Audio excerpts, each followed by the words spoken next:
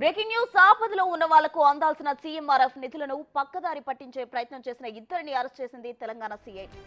RMP doctor గొట్టిగిరి, నవీన hospital supervisor సైదిరెడ్డిని లోపలేశారు. నల్గొండలోని అమ్మ ఆసుపత్రి, మిర్యాలగూడలోని నవీన hospital పేరుతో నకిలీ బిల్లులు నిందితులు సబ్మిట్ చేశారు. నల్గొండ జిల్లా నుంచి 19 నకిలీ అప్లికేషన్లు నిందితులు పెట్టినట్లు తేలింది.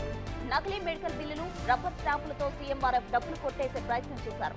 సీఎంఆర్ఎఫ్ నిధుల గోల్మాల్ పై ఇప్పటికీ 6 కేసులు నమోదయ్యాయి.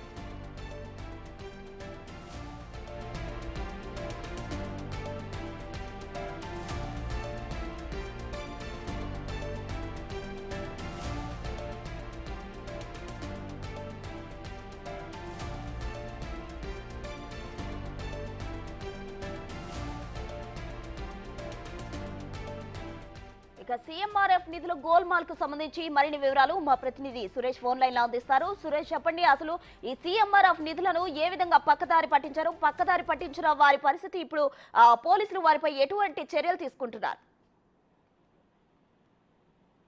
సీఎం రిలీఫ్ ఫండ్ కి సంబంధించి నకిలీ బిల్లులు సబ్మిట్ చేసి నిధులు కొట్టేసే ప్రయత్నం చేశారని చెప్పేసి కూడా సీఎంఆర్ఎఫ్ అధికారులు గతంలో గుర్తించడం జరిగింది. దీనిపైనే సిసిఎస్ పోలీసులకు ఫిర్యాదు చేశారు. కానీ రాష్ట్ర వ్యాప్తంగా అనేక హాస్పిటళ్లకు సంబంధించి కేసులు ఉండడంతోనే ఈ కేసును సిఐడికి బదిలీ చేయడంతోనే తెలంగాణ వ్యాప్తంగా 6 కేసులు నమోదు చేసింది సిఐడి. అందులో భాగంగా నల్గొండ జిల్లాలో 2 హాస్పిటళ్లను గుర్తించి అక్కడ 2 నిందితులను అరెస్ట్ చేసి ఈ రోజు రిమాండ్ కు తరలించడం జరిగింది. వీరు మొత్తం 19 అప్లికేషన్లు చేసినట్టు సిఐడి అధికారులు గుర్తించారు. నకిలీ బిల్లులతో పాటు నకిలీ రబ్బర్ స్టాంపులు అవిధంగా తయారు చేసి పేషెంట్ లేకుండానే వైద్యం చేసి దానికి సంబంధించిన బిల్స్, రిపోర్ట్స్ మొత్తం సీఎంఆర్ఎఫ్ కు సంబంధించి ఫైల్ చేయాల్సినటువంటి పేపర్స్ అన్నిటిని కూడా తయారు చేసి సబ్మిట్ చేసినట్టు గుర్తించడం జరిగింది.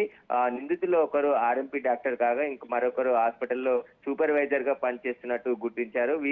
వీరు మొత్తం 19 అప్లికేషన్లు చేశారు సీఎం రిలీఫ్ ఫండ్ కోసం. వీరికి సంబంధించి వీరి వెనకాల ఇంకా ఎవరైనా ఉన్నారనే దానిపైన ప్రస్తుతం దర్యాప్తు కొనసాగుతుంది. మిగతా జిల్లాల వ్యాప్తంగా కూడా హాస్పిటల్ల పేరుతోని నకిలీ బిల్స్ ని సబ్మిట్ చేసిన ముఠా సభ్యుల కోసం విచారణ కొనసాగుతుంది.